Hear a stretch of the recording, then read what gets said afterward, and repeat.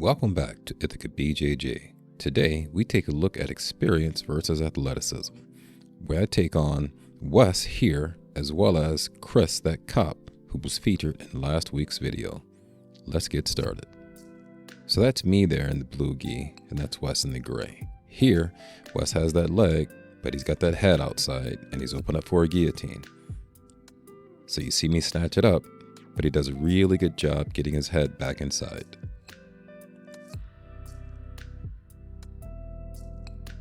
Now, if you notice there, Wes is doing a good job getting control of my arm, and he's going to come out to the other side and come around to the back. At this point, I'm just kind of waiting to see what he's going to do.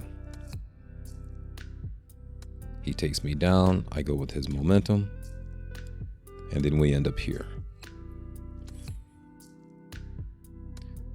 This is a little trick I like to do, this little back door route to come back out on top. Something I've been working on lately.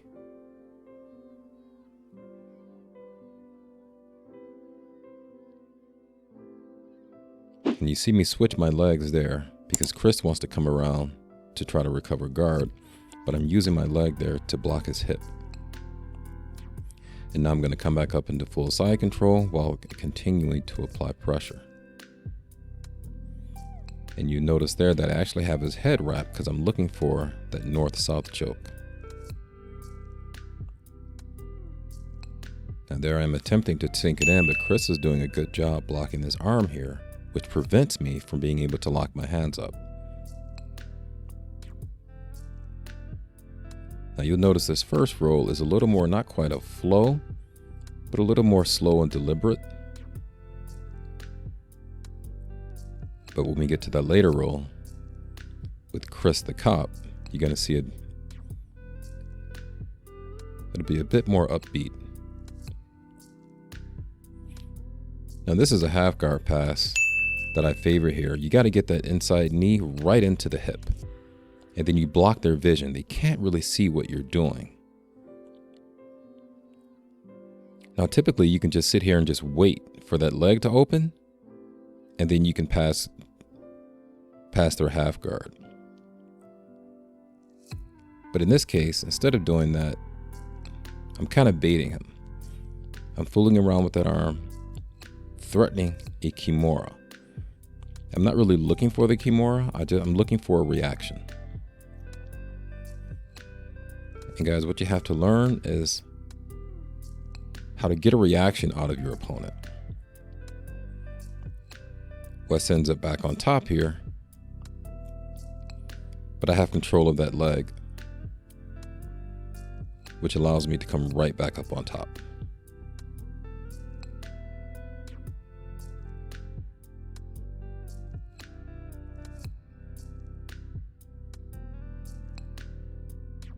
So I can see here, it's pretty obvious that Wes is going to be looking for either an arm lock or a triangle.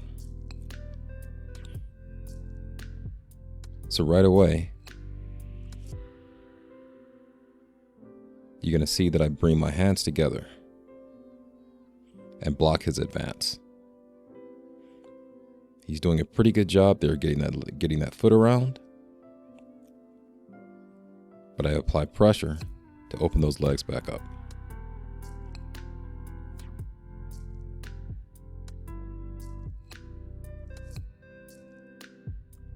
So here he is again. He's going for the same thing here. Notice here how I actually have both my hands inside, so there's no way he can get a triangle there. And he's going to have a very difficult time pulling off an armbar. My hands are clamped pretty good here.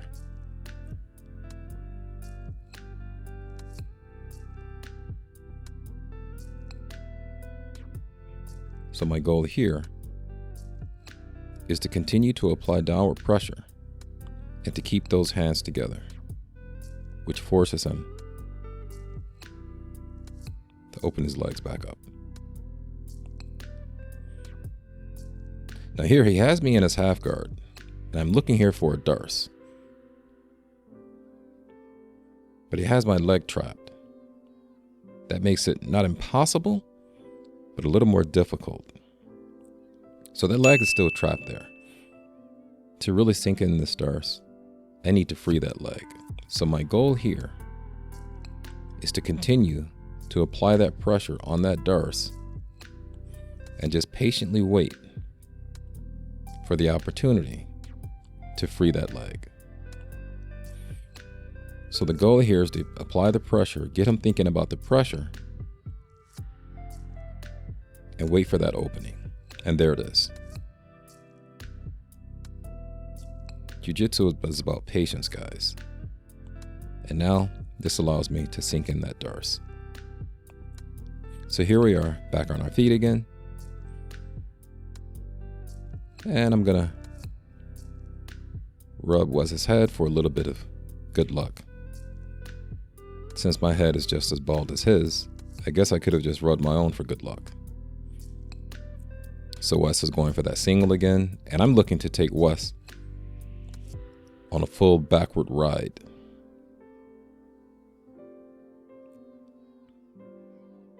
But I didn't quite hit it, but I do end up on top here. And here's a familiar position. Wes has me wrapped up again, and I know he's looking again for that arm lock, but he has an opportunity for a back take here. Notice here that immediately I start protecting my neck with that cross hand configuration.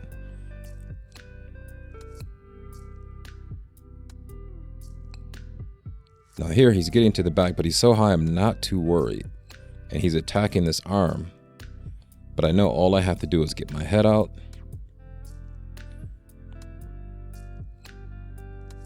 and rotate in the opposite direction while holding onto that leg. And that gets me right back into his guard. Now this is an amateur mistake here. That's Triangle City. I have one arm in and one arm out. And that was not a bait. That was just a mistake. But I recover pretty quick as I see Wes going for that triangle. Now, here's Wes's mistake. He needs to block this knee because I want to come around and push his knees to his nose and apply that pressure. He needs to block that knee and scoot his shoulders back so that he can sink in that triangle. Once your opponent rounds the corner like this and gets your knees to your nose, those legs are going to open. You've got to prevent that before it starts. And here I'm looking again for that north-south choke, but then we end up here. Now here I'm sitting here in turtle, but I'm not just hanging out. I'm waiting to see which direction he's going to go in so that I can catch him in my half guard. I talk a lot about not hanging out in turtle. Turtle is a transition position, but you can wait to see which direction your opponent is going in to react. So I have him in my half guard. He has my chin here, but I'm not too threatened by that. Now we're going to come up on my absolute favorite half guard sweep. This is so effective.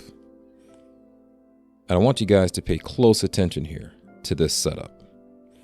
There are 3 critical points of contact here, and I want to see if you can catch them.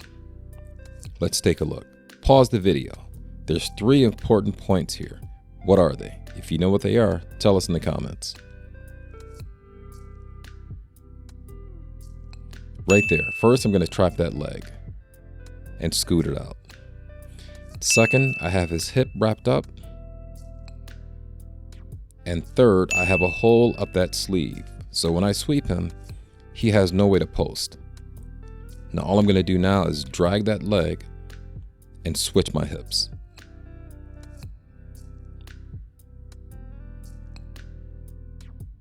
This is one of the best half guard sweeps out there. High percentage, works against all belt levels, especially if they make the mistake of trying to wizard you. So here we are again. I'm using this knee just to get a reaction, something I've been playing with a lot lately.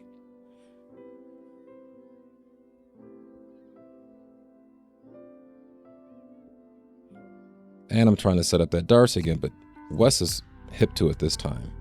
And he gets to his knees.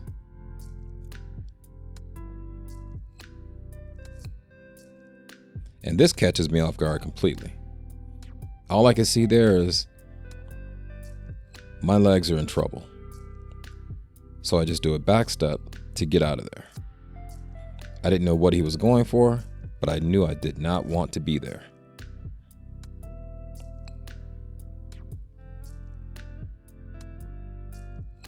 Rubbing his head again there for a little bit of good luck. And now we end up here in this dogfight position. And this is what I like to do a lot. In that position, I just grab that opposite sleeve and then just pull him down.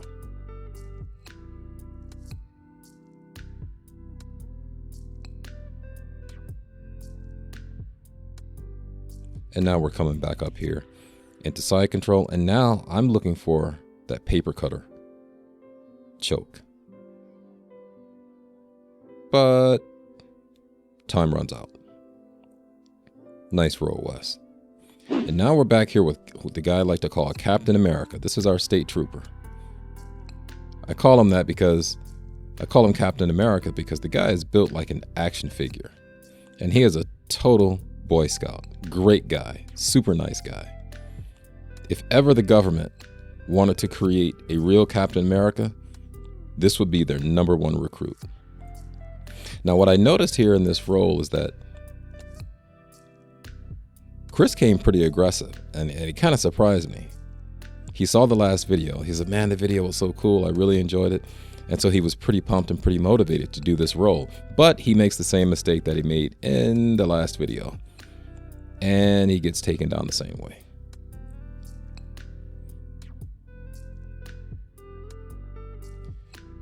And now I'm using that knee just to get a reaction. He gets his butterfly hooks in. And then he sets up this single leg X takedown that he's been working on. And he hit me pretty good there. Now at this point, this is where I realized, okay, I need to step up my game. He's coming pretty aggressive. So I decided I'm not a 55-year-old today.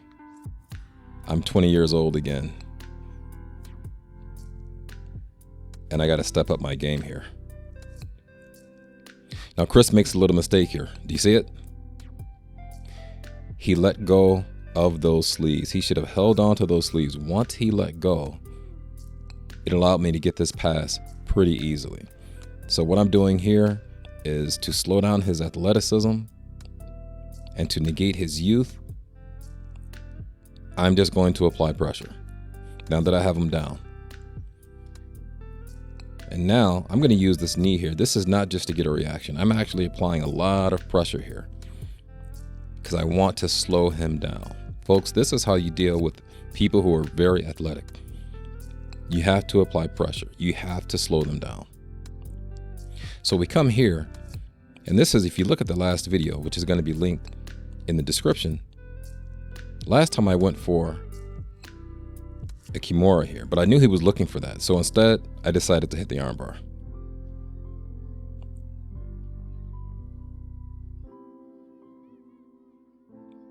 And folks, that's experience versus athleticism. Great role, Chris. Thanks again for watching, everyone. And check out this next video that YouTube thinks you'll like. And remember to like and subscribe.